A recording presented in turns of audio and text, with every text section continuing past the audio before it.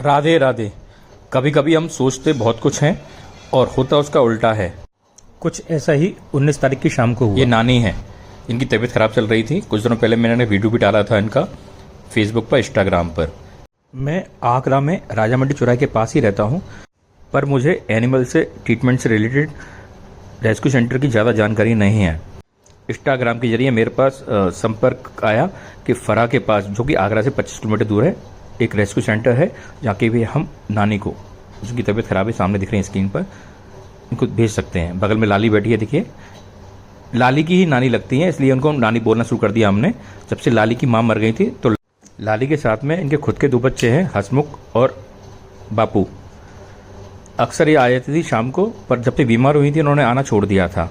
कभी कभी आती थी, कभी कभी नहीं आ पाती थी, और वाना सेना से इनको डर लगने लगा था तो ये साइड में आकर बैठ जाती थी, खाना भी प्रॉपर नहीं खा पाती थी।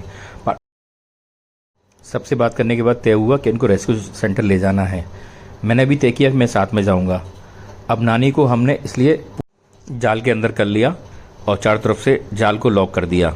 जो बच्चे अब खाना खाने आए थे उनको थोड़ा बहुत खिला पिला के विदा कर दिया, और इनके संग में ही लाली और हसमुख बैठे हुए थे, उनको भी साइड से कर दिया, वो भी चले गए बच्चे। हम कोशिश ये कर रहे थे कि उसमें वाना सेना ना हो जिस समय इनको ले जाया जाए, क्योंकि अगर वाना सेना का कोई भी हुआ वहाँ पर तो हमला कर देते हैं, सब एकजुट हो जाते हैं और उनको ले जाना बहुत मुश्किल हो जाता। एक प्राइवेट एम्बुलेंस वाले भैया को कॉल किया तो उन्होंने आने में 1-1.5 घंटा ले लिया। तक 1-1.5 घंटे तक नानी वेट करते हुए हताश हो चुकी थी, वो अब डरने भी लगी थी। एम्बुलेंस आने पर थोड़ा बहुत प्रयास से हमने नानी को एम्बुलेंस में बैठा तो दिया। कई सारे बच्चों ने देख भी लिया कि नानी को हम ले जा रहे हैं, पर किसी ने कुछ नहीं बोला। अब एम्बुलेंस में हमने पिंजरे में नहीं रखा उनको, मैंने गोदी में बिठा लिया था उनको। मेरी गोदी में बैठी हुई थी चतरे में, थोड़ा मुंह निकला हुआ था उनका आराम से। पर हमें 1-2 किलोमीटर जाने के बाद पता लगा कोई मूवमेंट नहीं हो रहा है। करने पर पता लगा नानी जा चुकी हैं, तो हमने उनको एक पागल खाने के सामने जगह देखकर उनको गाड़ दिया, उनके ऊपर नमक भी रख दिया और उनको प्रॉपर तरीके से कर दिया। पर इस पकड़ में इतना ज़्यादा मन व्यथित हो गया, हद से ज़्यादा गुस्सा आ रही थी कि मैंने ये स्टेप क्यों लिया, क्योंकि शाम को जब नानी आई थी तो उसमें काफ़ी हद तक सही लग रही थी। जाने अनजाने मुझसे बहुत बड़ी गलती हो गई। अब नानी के जाने के बाद 20 तारीख यानी कल, लाली घंटों घर के पास बैठकर वेट कर रही थी, गुमसुम से बैठी हुई थी, वो नानी का वेट कर रही थी।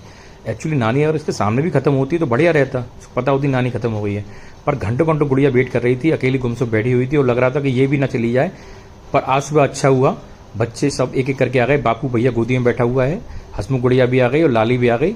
तीनों ने अच्छी तरह से खाया। देखिए ये हसमुख गुड़िया है जो खा रही है, पहले गोदी में बैठा हुआ था बापू भैया था, और लाली भी, चूंकि लाली भी आ गई, अच्छी तरह से उन्होंने खा लिया।